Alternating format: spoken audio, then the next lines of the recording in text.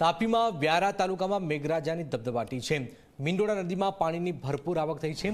વ્યારાથી ખીખલી જતો રોડ પાણીમાં ગરકાવ થયો છે।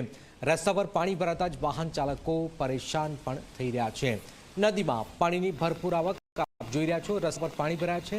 વાહન ચાલકોને પણ પરેશાની ભોગવવાનો સામનો કરવો પડી રહ્યો છે। મીંડોળા નદીમાં પાણીની આ ભરપૂર આવક જોઈ રહ્યા છો। રસ્તા પર પાણી થયું છે।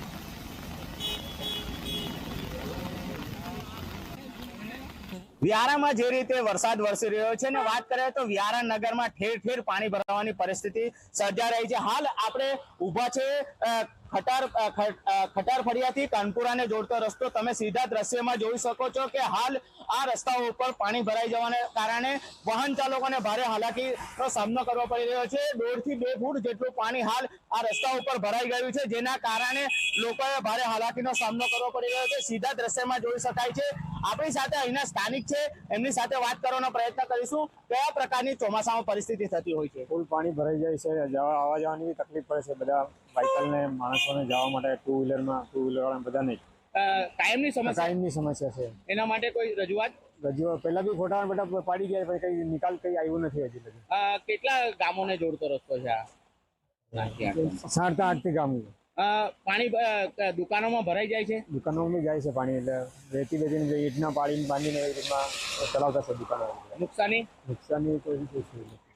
આ હતા અહીંના જે સ્થાનિક તેઓનું કહેવું છે કે દર ચોમાસાએ આજે ખટાર ફળિયાથી કાનપુરાને જોડતા રસ્તાઓ પર પાણી ભરાઈ જાય છે અને લોકોએ ભારે હાલાકીનો સામનો કરવો પડી રહ્યો છે। તમે સીધા દ્રશ્યમાં જોઈ શકો છો કે આ પાણી હવે ધીરે ધીરે દુકાનોમાં પણ ઘૂસવા લાગી ગયા છે। દુકાનમાં ઘૂસવાના કારણે જે દુકાનદારોને પણ નુકસાન થઈ રહ્યું હોય એવા દ્રશ્યો સામે આવી રહ્યા છે। હાલની વાત કરીએ તો હાલ પણ તાપી જિલ્લામાં વરસાદ અવિરત છે। સોનગઢમાં પણ વરસાદ 2 ઇંચથી વધુ ખાબક્યો છે। વ્યારાની વાત કરીએ તો વ્યારામાં પણ હાલ 3 થી 4 ઇંચ જેટલો વરસાદ પડી ચૂક્યો છે, જેને લઈને હાલ આજે નીચાણવાળા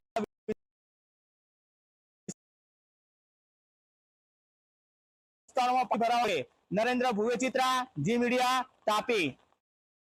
તાપીના વ્યારા શહેરમાં મેઘરાજા મહેરબાન થઈ રહ્યા છે। શાળામાં પાણી ભરાતા વિદ્યાર્થીઓ અને વાલીઓ મુશ્કેલીમાં છે। કોર્પોરેટર અને સ્થાનિકોએ બાળકોને બહાર કાઢ્યા છે। પાણીના નિકાલ માટે પાલિકાની ટીમ પણ કામે લાગી છે। આપ જોઈ રહ્યા છો વ્યારામાં સતત જે વરસાદી માહોલ છે।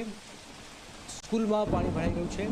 કોર્પોરેટર અને લોકોએ બાળકોને બહાર પણ કાઢ્યા હતા। આપ જોઈ રહ્યા છો પાણીના નિકાલ માટે પાલિકાની ટીમ તાત્કાલિક પણ કામે લાગી હતી।